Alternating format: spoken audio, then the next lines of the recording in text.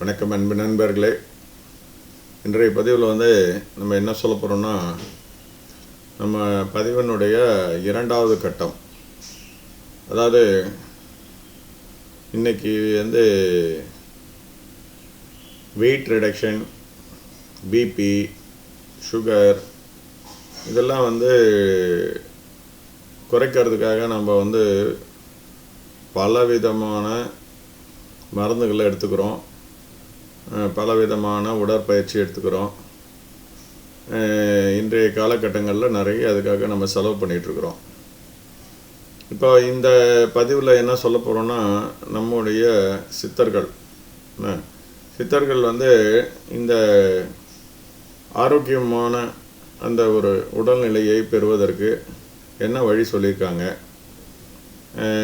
உங்களுக்கு செலவே இல்லாமல் உங்களுடைய உடல் எடையை எப்படி குறைக்கிறது, உங்களுடைய சுகர் அளவை எப்படி குறைக்கிறது, உங்களுடைய ப்ரெஷர் அளவை எப்படி குறைக்கிறது அப்படின்றத நம்முடைய சேனலில்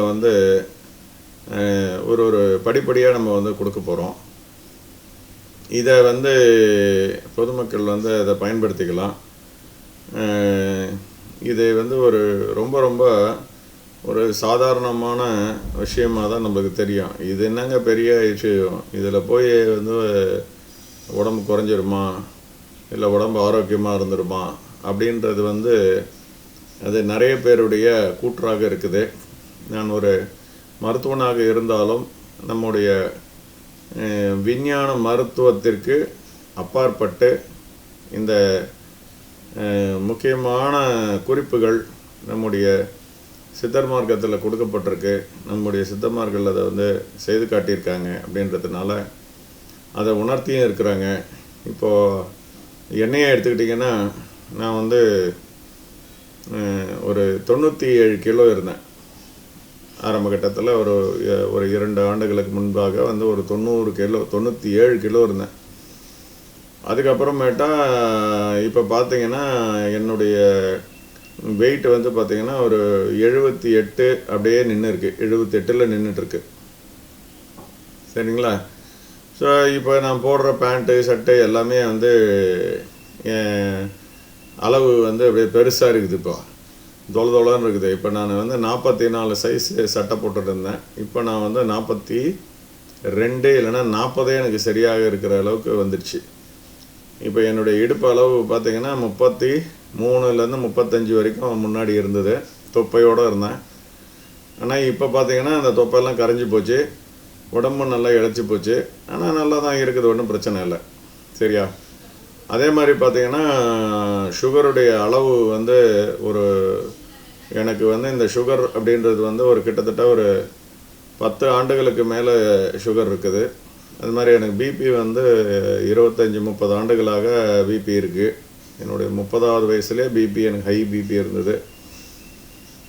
ஸோ இப்போ நான் சுகருக்காக எடுத்த மாத்திரைகள்னு பார்த்திங்கன்னா 3 விதமான மாத்திரைகளை நான் காலையிலையும் மாலையிலையும் சாப்பிட வேண்டிய சூழ்நிலை இருந்தது. அவ்வளோ சாப்பிடும் பொழுதும் ஒரு கரெக்டான கண்ட்ரோலுக்கு அது வரலை.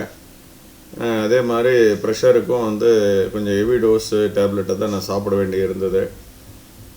இப்போ பார்த்திங்கன்னா இந்த 2 வருட காலத்துக்குள்ளே பார்த்திங்கன்னா இப்போ நான் சுகர் மாத்திரை வெறும் 3 தினசுலேருந்து 1 தினசு மாத்திரையில் பாதி டோசேஜ், ஒரு 500 மில்லிகிராம் காலையில் 500 மில்லிகிராம் நைட்டு, இவ்வளோ தான் நான் சுகருக்கான டேப்லெட்டை போய் எடுத்துகிட்டு இருக்கிறேன். அதே மாதிரி பிபிக்கான மாத்திரை இப்போ 2 வேளைகளுக்கும் ஹை டோஸ் எடுத்துகிட்டு இருந்தவன் எல்லாத்தையும் நிப்பாட்டிட்டு ஒரு லோ டோஸ் மாத்திரை நைட்டில் மட்டும் எடுத்துக்கொள்கிற அளவுக்கு இப்போ மாறியிருக்கேன். சரிங்களா? ஸோ இதெல்லாம் எப்படி சாத்தியம் அப்படின்னு கேட்டிங்கன்னா, இது எல்லாமே அந்த நம்முடைய குருநாதர் தலையாட்டி சித்தர் அவர்கள் நமக்கு சொல்லிக் கொடுத்த அந்த சின்ன பயிற்சி தான். இது எல்லாமே ஒன்றும் பெரிய என்ன சொல்கிறதுன்னா கம்பசூஸ்திரம் கிடையாது. உங்கள் கண்ணு முன்னாடியே தான் இருக்குது. ஆனால் அதை நம்ம தெரிந்து கொள்வதில்லை. அந்த தெரிந்து கொள்ளாததுனால நம்ம எக்கச்சக்கமான மருந்து மாத்திரை அது இதுன்னு சாப்பிட்டு நம்மளுடைய உடல் ஆரோக்கியத்தை குறைத்து கொண்டே இருக்கிறோம். ஸோ இதை தாண்டின விஷயங்களை அவங்க சொல்லி கொடுத்த பிறகு தான் நமக்கு தெரிஞ்சுது. இதை பற்றின பதிவுகள்லாம் ஏற்கனவே நம்ம போட்டிருக்கோம். நம்முடைய தெளிவு குரு அப்படின்ற இன்னொரு சேனலில் இதெல்லாம் இருக்குது.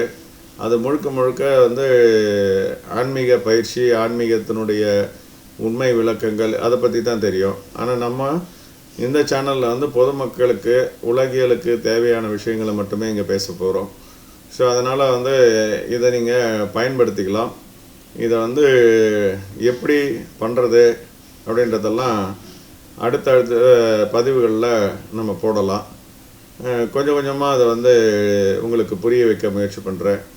ஆனால் அதில் இருக்கிற உண்மை தன்மையை வந்து யாரை வேணாலும் புரிஞ்சுக்கலாங்க.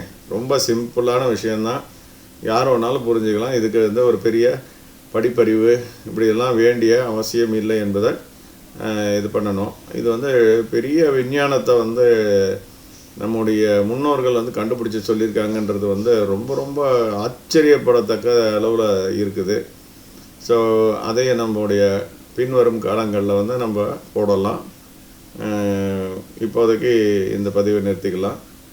அடுத்த பதிவில் அப்புறம் பார்க்கலாங்க. நன்றி.